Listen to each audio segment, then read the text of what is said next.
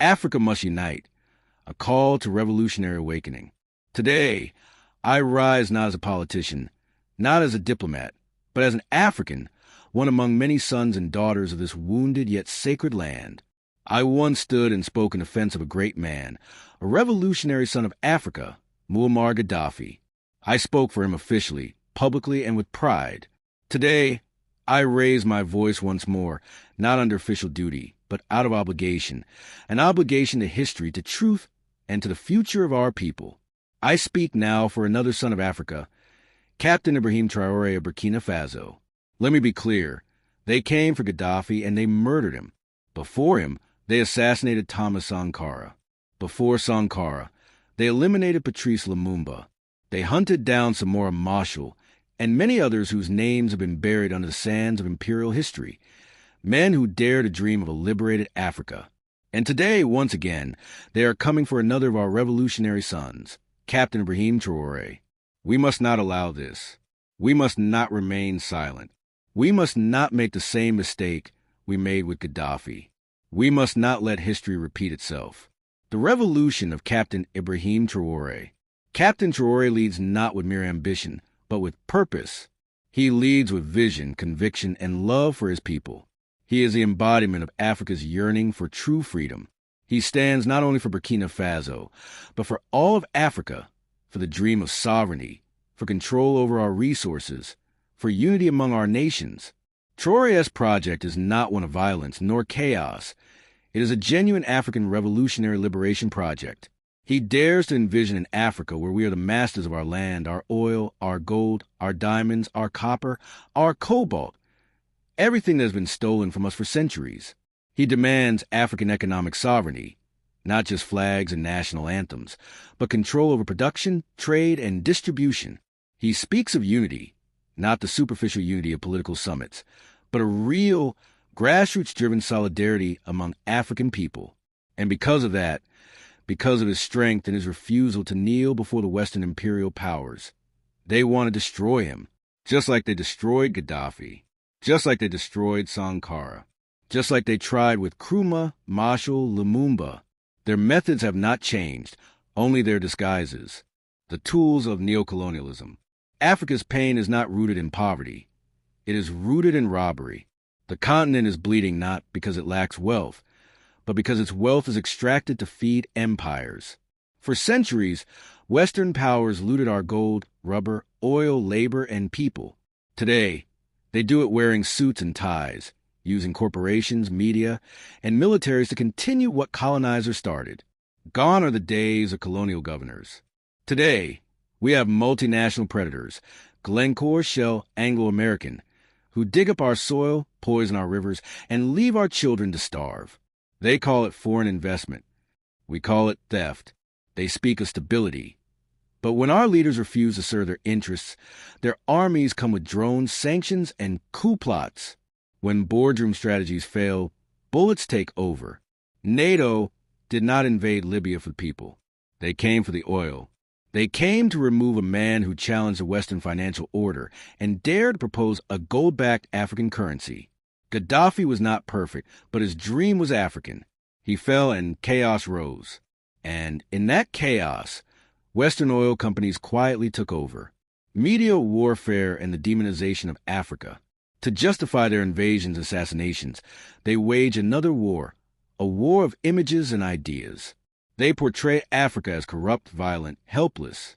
They bombard the world with stories of warlords and famine, while ignoring the rich culture, resilience, and innovation across the continent. These narratives are not accidental. They are weapons. They are used to justify intervention, to pacify our outrage, and to make us doubt ourselves. When African leaders speak of sovereignty, they are called dictators. When they nationalize resources, they are branded threats to democracy. But we know the truth. We see through the lies.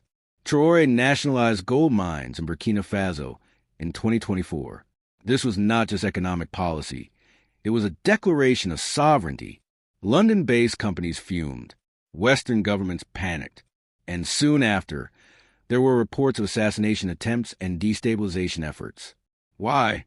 Because Traoré's vision is dangerous, not to his people, but to the empire. Africa's paradox: rich land, poor people. Africa holds over 30% of the world's mineral reserves.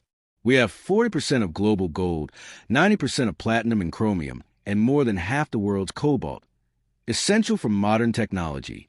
Yet over 400 million Africans live in extreme poverty. How can this be? Because the wealth of Africa does not serve Africa. It flows outward. It feeds the economies of Europe, America, and increasingly even China. Meanwhile, we beg for loans. We accept aid with strings attached. We are made dependent. Institutions like the IMF and World Bank are not saviors. They are tools of control. They trap countries in cycles of debt. They force governments to cut public services, sell national assets, and open their markets to exploitation. It is modern-day colonization, a new wave of resistance. But Africa is rising. A new generation of leaders is saying no. From Mali's Assimi Goïta to Niger's Abdourahmane Tiani, and above all, Captain Ibrahim Traoré, a wave of defiance is sweeping the Sahel. These leaders are rejecting Western military influence. They are building new alliances. They are speaking the language of sovereignty, of self-determination. And they're not alone. Across the continent, ordinary people are waking up.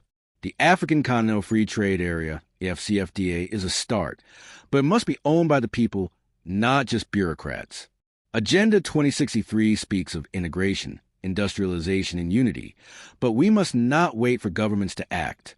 We, the people of Africa, must take charge. Let us imagine, by 2035, can we connect Africa with infrastructure that allows free movement and trade?